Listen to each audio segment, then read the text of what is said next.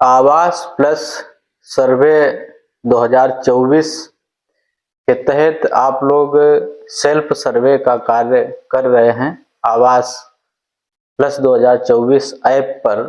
और उसी से संबंधित कल के हमारे वीडियो में आप में से बहुत सारे लोगों ने तमाम तरह के सवाल पूछे हैं, तमाम तरह की टिप्पणियां की हैं। जो भी आप लोगों के सामने समस्याएं आई हैं, उन समस्याओं को आप लोगों ने लिखा है।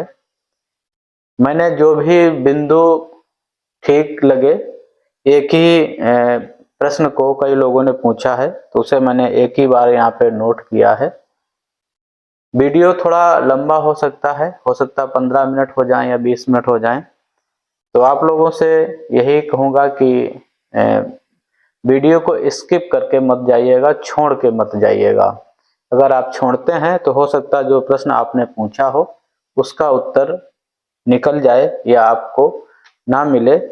जहाँ तक प्रयास है मेरा, सही जानकारी ही आपको उपलब्ध कराना है। समस्याएं आती रहती हैं और सेल्फ सर्वे जरूरी भी है बहुत सारे लोगों के लिए, क्योंकि गांव में मैं देख रहा हूं कि राजनीति हो रही है।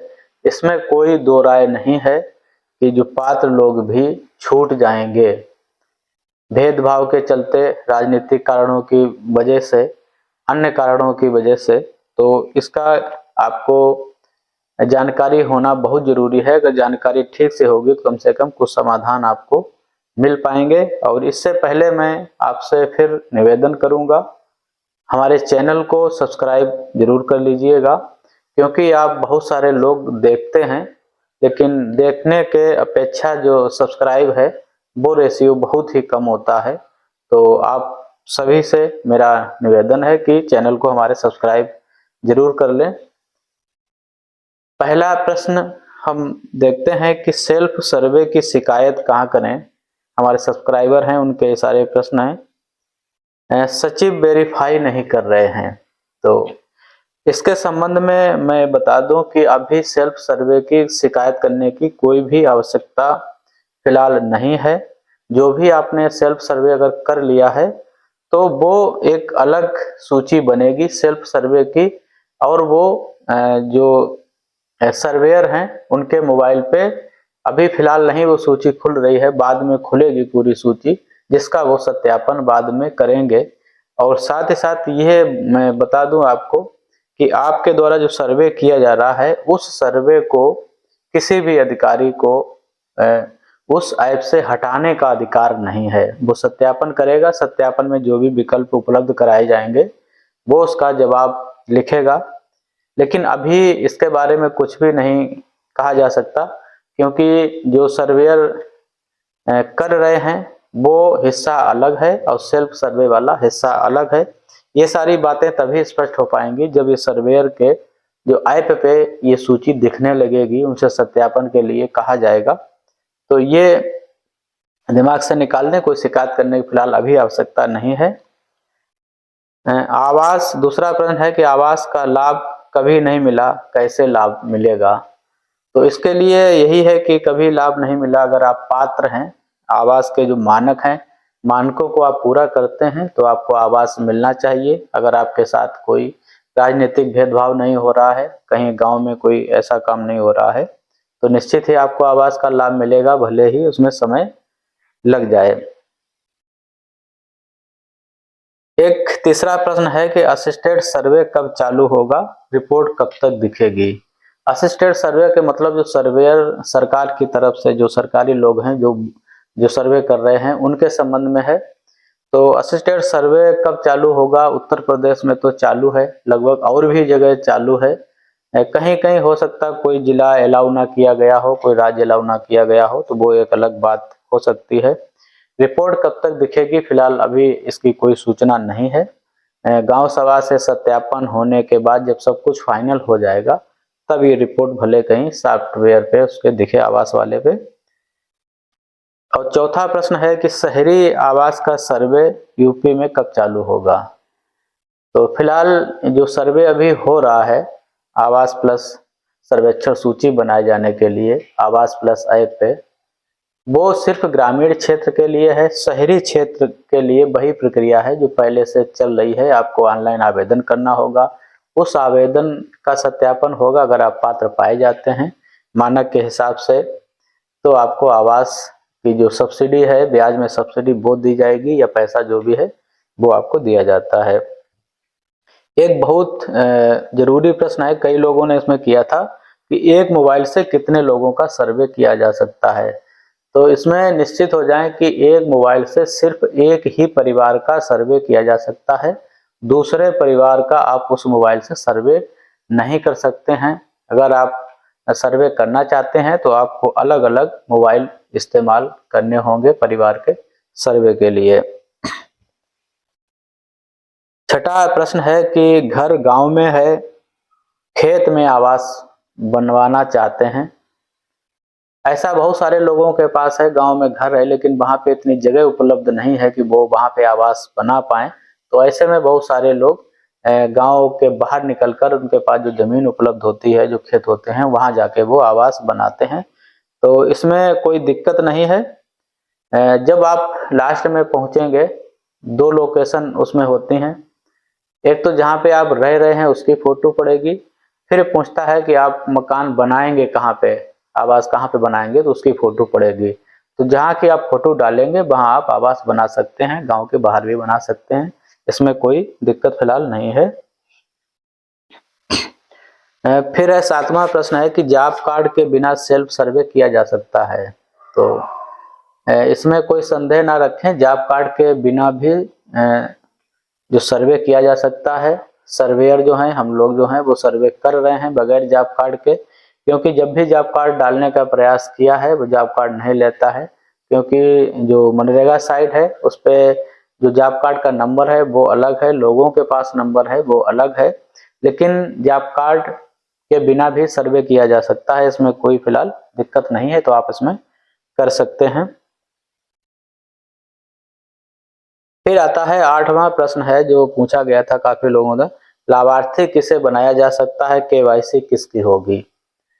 तो अगर सेल्फ सर्वे में दो केवाईसी होती हैं, एक तो उसकी केवाईसी होगी जो व्यक्ति सर्वे करने जा रहा है किसी मोबाइल के माध्यम से, उसको आधार लगेगा, उसकी पहचान होगी। फिर जिस परिवार का वो सर्वे कर रहा है, जिस परिवार का डिटेल्स भरेगा, उसमें बेनिफिशियरी सिलेक्ट करने का ऑप्शन आता है। जब बेनिफिशियरी किसी महिला को ही चुना जाता है, अगर महिला घर में नहीं है तब पुरुष का भले ही ऑप्शन उस पर दिखे, तो जिस महिला को बेनिफिशियरी बनाया जाएगा उसका भी केवाईसी होगा। तो दो केवाईसी इसमें होंगे। अगर लाभार्थी और सर्वे करने वाला एक ही व्यक्ति है तब फिर उसका केवाईसी एक ही बार होगा।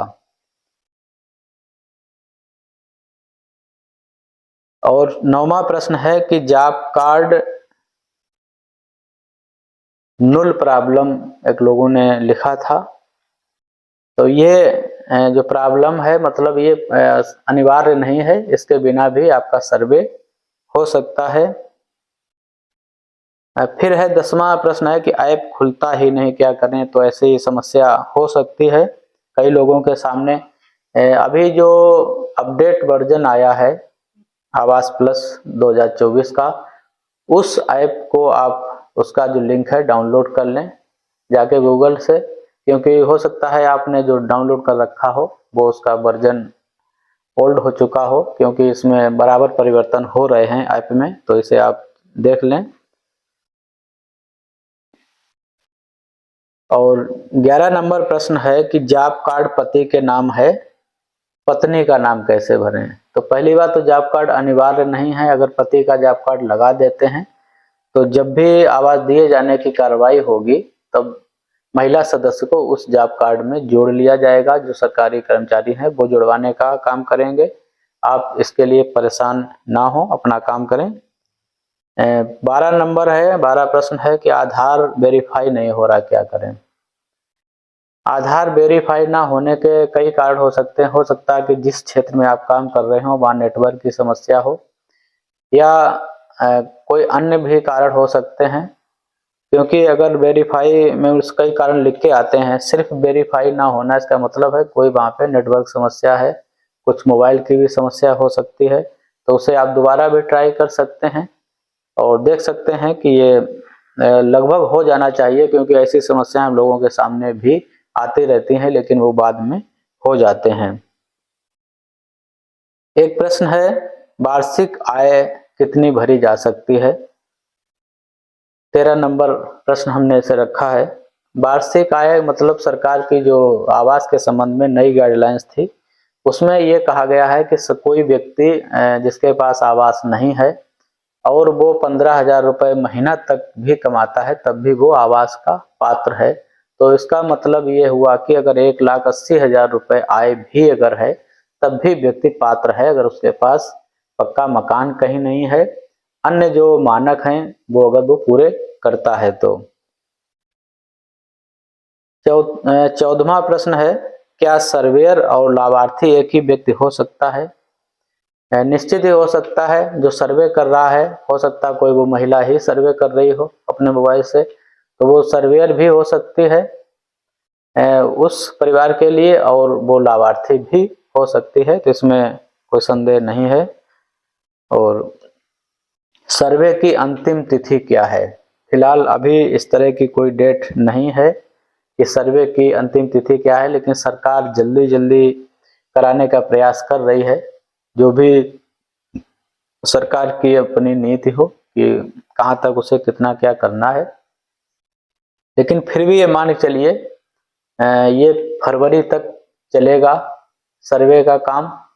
बहुत सारे इसमें चरण हैं, बहुत सारे इसमें जानकारियां भी इकट्ठी की जाएंगी, सूची का प्रकाशन होगा, गांव से सत्यापन होगा, जो सेल्फ सर्वे हो रहा है उसका सत्यापन होगा, तो समय लगना निश्चित ही है। खाता संख्या, अगला प्रश्न है कि खाता संख्या गलत हो गया भरते समय क्या करें? तो अगर ये खाता संख्या गलत हो गया तो इसमें कोई दिक्कत की बात नहीं है। अभी जब भी आपको आवास दिए जाने की प्रक्रिया प्रारंभ होगी, जब भी जिस साल में भी आवास आपको दिया जाएगा, तब आपको सारा अपडेट दोबारा मांगा जाएगा, खाता संख्या है, अन्य चीजें हैं, तो उसमें कोई दिक्कत नहीं। अगर भर गया है तो वो संशोधन होगा जब भी आपको आवास मिलेगा भविष्य में। केवल जमीन वाले को आवास मिलेगा। केवल जमीन वाले का मतलब यह है कि किसी के पास बिल्कुल ही मकान नहीं है, आश्रय विहीन लोग हैं, तो ऐसे परिवार भी हमने देखे हैं गांव में, जिनके पास घर ना होने की वजह से वो गांव में रहते ही नहीं है, बाहर वो अपना मजदूरी करते हैं, किराए पे रहते हैं। तो ऐसे लोगों को बुलवाकर भी हमने सर्वे किया है। तो केवल जमीन है तो ऐसा नहीं उनको आवास नहीं मिलेगा, उन्हें पहले आवास मिलेगा, क्योंकि वो आश्रयहीन परिवार में आते हैं, उनके पास रहने के लिए घर ही नहीं है। तो उसमें जो 23 प्रश्न है 6 नंबर पृष्ठ पे, तो उसमें ये भी कॉलम है कि क्या परिवार आश्रय विहीन है, तो उसमें हाँ और ना दो हैं, वो जब टिक करेंगे तो सारी सूचनाएं उसी से पहुंच जाएंगी। और केसीसी की लिमिट क्या है? एक लोगों ने पूछा था कि केसीसी की लिमिट कितनी है जिससे व्यक्ति अपात्र नहीं होगा। तो जो सरकार की अपनी गाइडलाइन है, सरकार के जो निर्देश हैं, उसमें कहा गया है कि 50,000 तक केसीसी अगर है तब व्यक्ति पात्र रहेगा, या ऊपर हो जाती है 50,000 से तब वो पात्र नहीं रहेगा आवास के लिए। फिर है कि कई लोगों ने इसे प्रश्न किया था, क्या सर्वे के बाद एडिट किया जा सकता है? जब तक आप डाटा अपलोड नहीं करते हैं ऐप पर, उससे पहले उसे एडिट किया जा सकता है। जो भी आप उसमें बदलना चाहें बदल सकते हैं, घटा बढ़ा सकते हैं, लेकिन जब फाइनल अपडेट उसे अपलोड कर देंगे तब कोई ऑप्शन आपके पास नहीं बचेगा कि आप उसमें कुछ कर पाएं, वो आपको दिखेगा भी नहीं फिर, केवल नाम के अलावा। सर्वेयर ने अधूरा सर्वे छोड़ दिया। ये उन लोगों की शिकायत है जिनका सर्वेयर कर रहे हैं। तो यहाँ पे मैं आपको बता दूं, कई कारण हो सकते हैं। कभी कभी प्रधानों के कहने से भी ये होता है कि किसी व्यक्ति का वो सर्वे नहीं कराना चाहता है, कोई व्यक्ति बार बार दबाव दे रहा है, तो ऐसे में सर्वेयर जो है वो ये चीज छोड़ सकते हैं, अधूरा सर्वे। अधूरा छोड़ने का मतलब है वो बाद में उसे डिलीट भी कर सकते हैं अपने ऐप पे, क्योंकि जब तक वो अपलोड नहीं कर देते हैं तब तक उसे डिलीट भी किया जा सकता है, एडिट भी किया जा सकता है। अगर सर्वेयर अधूरा छोड़ रहे हैं तो ये फिर गलत बात है, अधूरा नहीं छोड़ना चाहिए। मौके पे ही उनको कंप्लीट करके अपलोड कर देना चाहिए। अपलोड करने के बाद फिर कोई चीज़ उनके हाथ में नहीं रहती है। जब तक वो अपलोड नहीं करेंगे उसे एडिट भी कर सकते हैं, उसे डिलीट भी कर सकते हैं। तो इस बात का आप लोग ध्यान रखिएगा। अगर आप लोगों का सर्वे हो रहा है तो कोशिश करिएगा कि वो अपने सामने ही डाटा को अपलोड भी करवा लें, तो ज़्यादा बेहतर रहेगा। फिर एक प्रश्न आखिरी में आ रहा है कि कम संसाधन के कारण डिवाइस पर एप्लीकेशन चलाने की अनुमति नहीं है। ये समस्या हो सकती है।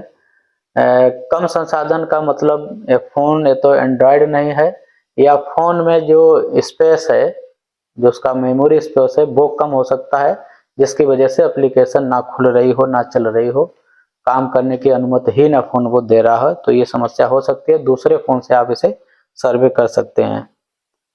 और फिर ये कहा है आखिरी में एक प्रश्न है कि सेल्फ सर्वे का पूरा वीडियो बनाइए। तो फिलहाल कोशिश करते हैं आप लोगों के लिए किसी डिवाइस पर, किसी मोबाइल पर किसी व्यक्ति का हम सेल्फ सर्वे करेंगे, करवाएंगे और उसका वीडियो बनाएंगे। तो आप इंतज़ार करिएगा, सेल्फ सर्वे का पूरा वीडियो भी आएगा जैसे ही हमें समय मिला। और फिर मैं एक बार आपसे कहूँगा कि चैनल को सब्सक्राइब आप लोग ज़रूर कर लीजिएगा और वीडियो को अधिक से अधिक लोगों तक भेजिएगा, जिससे काफ़ी लोगों की समस्याएं हैं, काफ़ी लोगों का कन्फ्यूजन है वो दूर हो जाए, सही बात लोगों तक पहुँचे, जिससे वो अपना सही काम कर सकें, सही निर्णय ले सकें, सही जानकारी लोगों तक पहुँचती रहे। यही हमारा उद्देश्य है इस चैनल का। और जितने भी आप लोग देखते हैं, आपसे यही मैं बार बार कहता हूं कि हमारे चैनल से जुड़ने के लिए चैनल को सब्सक्राइब करना आपके लिए ज़रूरी है।